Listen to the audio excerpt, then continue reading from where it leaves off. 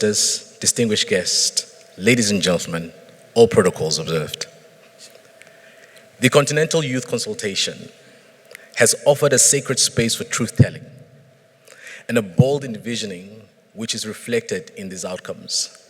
These outcomes bear testament to the realities that youth of the continent and the diaspora are refusing to be spectators in the critical conversation to do with the present and the future. I will now proceed to read the outcomes of the 2025 Continental Youth Consultation held in Accra, Ghana on the 26th of July. The key outcomes: the youth should champion and safeguard the sovereignty of the continent, advocating for Africa's strengthened position, the world across social, political, and economic divides. There should be a meaningful representation of the youth at national, regional, and continental convenings in alignment with the demographic realities of the continent. We need to shift from a focus on the visible legacies of the colonial era to the less visible and equally damaging psychological impacts. We must promote a holistic view of reparations that includes educational reform, cultural revival, institutional restructuring, and legal accountability. The youth must go beyond passive engagement to active learning, which entails the critical inquiry of existing frameworks, primarily the African Youth Charter. Member states are equally called upon to ratify, domesticate, and implement the African Youth Charter, particularly ahead of 2026, which is the 20th year of the Charter coming into force. The conversation of reparations must be youth accessible, culturally resident, and community-driven. We must encourage intergenerational dialogue and, more importantly, intergenerational action. This ensures a dynamic convergence between the youth's understanding and expectations of reparative justice, thereby co-creating effective action. We must prioritize, leverage existing AU and continental tools, platforms, networks, and policies rather than advocating for the creation of new ones. Equally, African governments are encouraged to embed within their foreign policy positions the reparation agenda and objectives. We need to address the root causes that perpetuate inequality and injustice that include legal, economic, and political systems inherited from colonial rule. The youth of Africa and the diaspora must be bold and actively participate in the change-making processes that contribute to key continental decisions. Lastly, ladies and gentlemen, the youth as the moral campus of today should champion the coordinated unity of the continent. They should leverage their shared values, shared aspirations, and shared desires to demand reparative justice and to build the Africa we want and the Africa we deserve. I thank you for your kind attention.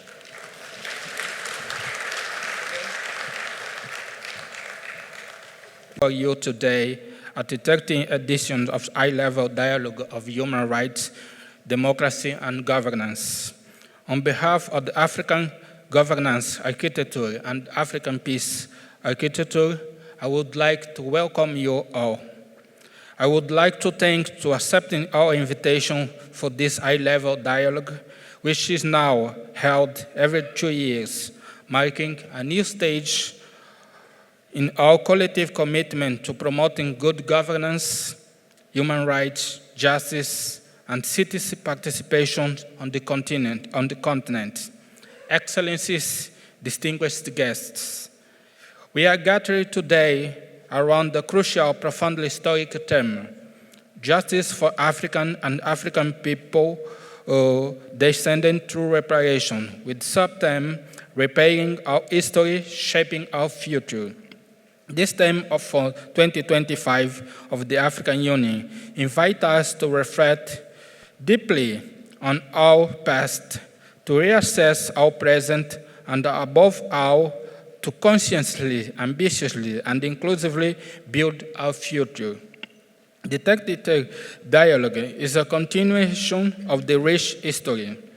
With the annual holding of the previous 12 high-level dialogue, the AGA-APSA platform has been able to draw up a compendium of recommendations of this meeting, including those from the pre-forum on gender and youth. This work forms a strategic foundations to guide our future actions and strengthen our impact. We have seen our members, including the Pan-African Parliament, the ECOSOG, the African Court on the People's Rights, the African Commission on the People's Rights, the APIM, the African Advisory Board Commissions, the ACWC, the Committee, the REX, undertake concrete initiatives around the theme of reparations. Excellencies, the Pan-African Parliament has launched a series of regional consultations on the recognition of the historical trauma of slavery, colonizations, and systematic racism. It's also set a current session around the discussion of the theme of the year. A workshop organized by the PAP in February 2025 explored the historical, legal, and the practical dimension of restorative justice in Africa and draw a number of the commitments, including the reaffirmation of the PAP commitment to focus the African Union 2025 theme of justice and reparation for African and people of African descendants, the call for collaboration between MPs, civil society, academia, and the diaspora network. Through these actions, the Pan-African Parliament confirms that reparations are not simply a moral and historical debate. They are essential drivers of legislative transformations, social coalitions, and the political sovereignty of our continent. The ECOSOG mobilized civil society to propose community-based reparation mechanisms centered on the social and economic priorities of affecting populations through a preparatory symposium at the margin of African Union Summit, with the aim to strengthen citizen participation and coordinations among CSO, member states, the diaspora, and institutions, and placing civil society at the center of public discourse on reparations. ECOSOG launched the CSO compendium of My Africa, My Future on the occasion of the Day of Africa. This tool compares and promotes citizen initiatives across Africa and diaspora, aligned with the theme of reparations. The African Court of Human and People's Rights opened its judicial year on the theme of year and organized a judicial seminar on the theme Advancing Towards Justice Through Reparations. The African Commission on the Human and People's Rights held a forum with civil society actors on specific reparation theme on the banks of statutory sessions, with 30 special interest groups drawing up recommendations centered on survivor-centered approach.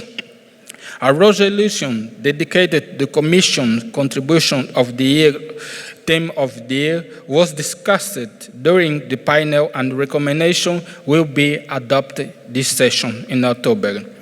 I would like to salute the commitment of the African Peer Review Mechanism, which this year distinguished itself by strategically reinforcing its actions around the theme of years. It has been reflected in the production of knowledge and strategic analysis by integrating into 2025 report on governance in Africa, dimensions relating to economic justice, to distribution of resources, and innovative financing mechanisms that can support restorative policies. These efforts demonstrates that restorative justice cannot be limited to memory, but must also be part of concrete, sensible, and sustainable structural policy. In this respect, the APIM is fundamental lever to integrate reparation into national governance and development framework. The REX has led community dialogue on reconciliations and post-conflict reconstructions through reparative approach. There is space for regional governance perfectly suitable to carrying out regional consultations and promoting political, economic, and social integrations around the restorative agenda. Excellencies, distinguished guests. This year's theme also urged to transform reparation into a driving force for social, economic, and political progress. It is not just about righting the wrong of the past, but both about forcing strong, resilient, and equitable shared future for African generations. With this in mind, African children has expressed their voice loudly and clearly. At continental commemoration of the Day of African Child in Lilongwe, Malawi, they formulate recommendations on reparations and historical justice. These young voices are not marginal. They carry the echo of tomorrow Africa. They will also be heard on the celebration of the 35th anniversary of the African Shield Charter, scheduled to be in November in Mazero Kingdom in Lesotho, an event that I would like kindly invite all present. Excellency, distinguished guests, as we are aware, at the middle of the year, the platform members will continue mainstreaming the theme of the activities and more still be done. This dialogue is an opportunity for us to build bridge between institutions, community, generations, and nations. Together, we have the duty to restore Africa, its memory, its justice, and its full moral and political sovereignty. In this spirit, we need to move to actions by enacting policies, allocating resources, and establish inclusive mechanisms that give us full expression to the reparative agenda. All states need to integrate reparation with their governance strategies and budget framework. African Union organs need to assure coordinations and monitoring of commitment. I thank you for your commitment and wish fruitful and transformative deliberations. Thank you. And the African Union champion for the theme of the year on reparations. Excellencies, former heads of state and government, ladies and gentlemen. I present this short statement on behalf of His Excellency Mahmoud Ali Yusuf, Chairperson of the African Union Commission. I quote, "The African Union expresses deepest appreciation for the warm welcome and generous hospitality extended to us by His Excellency President John Mahama, his government, and the wonderful good people of the Republic of Ghana. The city of Accra, a historic beacon of Pan-Africanism and African Renaissance. It's also the most fitting host of the 13th high-level dialogue on democracy, human rights, and governance. Ghana, as the Minister of Foreign Affairs stated, has in its DNA a unique opportunity to bring all Africans and people of African descent together to reflect, to reconnect, to reimagine, to renew, to rethink our shared commitment to Africa's future. It is therefore a great honor for the African Union to partner with Ghana in this endeavor. Our continent is rich, Excellencies, in everything: resources, a dynamic youth, as we have seen, committed women. It is also necessary that the vision for a prosperous, democratic, and peaceful Africa is shared. Our transformation from the Organization of African Unity, OAU, to the African Union, AU, is a definitive milestone, a defining milestone in our history. We continue to work towards a renewed focus on peace and security. We continue to aspire for a united, dignified, globally influential Africa. But as we gather today, Excellencies, the fundamental truth is that justice, including reparative justice, peace, and stability, must be the cardinal principles, the cornerstones of our transformation. It is within this context that we emphasize the nexus between democratic governance, peace, and security. And in the context of today's theme, justice, rights, reparations, and state building. Excellencies, reparations are not isolated from justice and collective rights. They provide the foundation for true reconciliation and healing. They provide the opportunities for economic advancement, democratic renewal, promotion of fundamental rights, and sustainable peace. This high-level dialogue is therefore crucial in our view to reflecting on strategies to address the governance deficits, to address and redirect the impact to state building. The challenges we face are enormous, but they are not insurmountable. We must continue to exhibit unwavering commitment to the African Union's shared values and norms. Excellencies, our path in Africa has been marked by resilience against transatlantic slave trade, against apartheid, against colonialism, and these eras cannot continue to define the African identity. From captivity, we must capture our future. From the looting of our cultural resources, we must define and redefine that our culture matter. Excellencies, the intentional erosion of the African social and cultural norms cannot also continue to define us.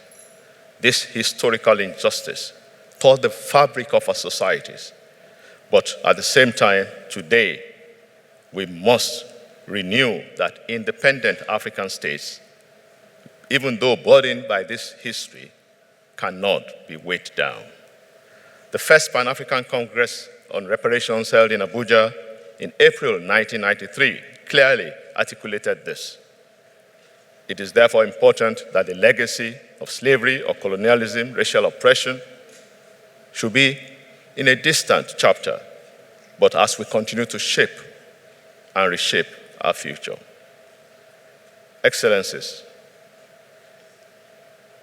let me again extend warmest gratitude to His Excellency, President John Dramani Mahama, the government, and the people of Ghana for the excellent leadership towards this high-level dialogue and the quest for reparations. Our focus is on transformative justice, our focus is on transformation for development. I equally thank partners and stakeholders, especially African youth and women, who participated actively for 2 days in the productive pre-forum held here in Accra. In conclusion, Excellencies, permit me to emphasize that this dialogue should serve as the space for conversation, yes, but also as a space for the catalyst for action, because intergenerational action and in an inclusive manner will raise the bar, will shape the policies. Our former leaders are here. Our current leader is here. We can make a change for a potentially transformed Africa. It is important also that we make our focus about transformative change. The Africa we want is within reach, an Africa anchored on democracy, on justice, shared humanity, and durable global peace. End of quote. I thank you on behalf of the chairperson of the Commission.